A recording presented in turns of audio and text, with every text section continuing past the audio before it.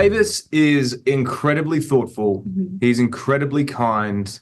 He he's very charming. He's got an innate charm and an understand a self-deprecating understanding of his situation. He knows exactly who he is within the scenario that he's got, and he kind of deflects with humor or kind of um, acknowledges the surreality of his life, which I thought was quite fun. But I really love that he's super empathetic and he's super kind. I think that Daisy is incredibly loving. I think that she is incredibly bold and confident. I don't think that her, that sort of like bold, like boisterous way about her, I don't think that that's like posturing or her, exaggerating herself socially. I think that is truly where she sits. I think she's really sure of herself and her value. I think she has that sort of like, I belong to be in this room saying what I'm saying energy about her, which I really admire. And then I think she's a huge lover. I think that she's a really devoted friend. I think she feels things really deeply and really jumped at the chance to sort of take on the role of cheerleader and, caretaker and partner in that way. So.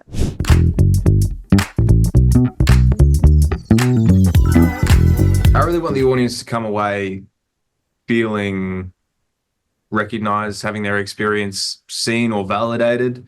And what's special about John Green's writing and the story as a whole is that it's got a deep empathy and understanding of mental health and a reverence for it, while also acknowledging the messiness of life and acknowledging how messy and frustrating and strange the experience of dealing with it is, whether you're going through it or you're supporting someone who's going through it. I certainly think if that's communicated to audiences and they can come out of it having a little bit more empathy than they did going in, that's what I would love.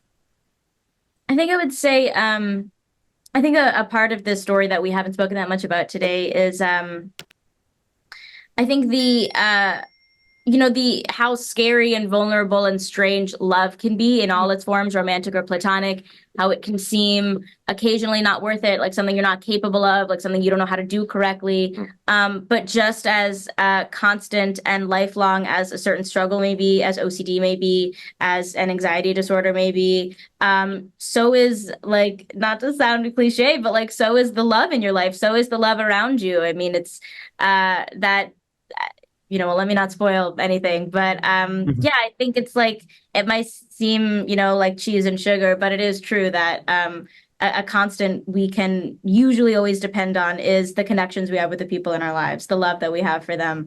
And if there's, a turtle at the bottom of the pile, it's probably, love for other people around us. Totally.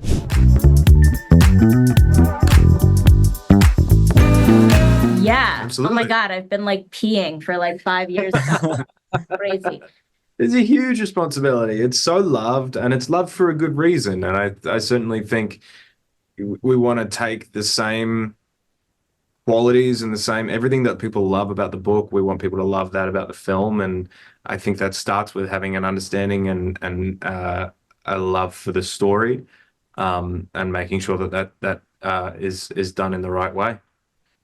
Yeah, I mean, the book and John's Green's universe has such an audience and means so much to so many people, myself included. I mean, he really, like my generation, really came up under him and with his work. So especially a book like this, which is so important, which is so personal and intimate for so many people, is a huge responsibility that I think we all took really seriously getting it right. And even now, like at the time of filming this interview, like our trailer just dropped, and most of the comments and things that I'm seeing are the book lovers really eager to see this and hoping that it will do justice by John's beautiful work. So yeah, I think that our like, North Star, our entire filming process was just doing right by the original story and our original characters.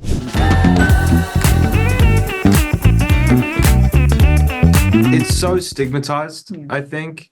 And OCD specifically is kind of reflected a little bit differently in media. It's kind of almost it either gives you superpowers or it's something to do with hygiene, and it's never really been looked at from a uniquely honest perspective. So I certainly think with any project and with any story that you're telling, you're trying to evoke a sense of care and trying to evoke a sense of understanding from people who may not really think about it or get it or live it. And so while at the same time we want to validate those who already are going through it, we want to hopefully educate the experience to people who haven't encountered it or are supporting someone who's going through it and might need, their experience validated, and maybe hopefully they feel seen and validated by seeing how hard it is to go through it for everyone.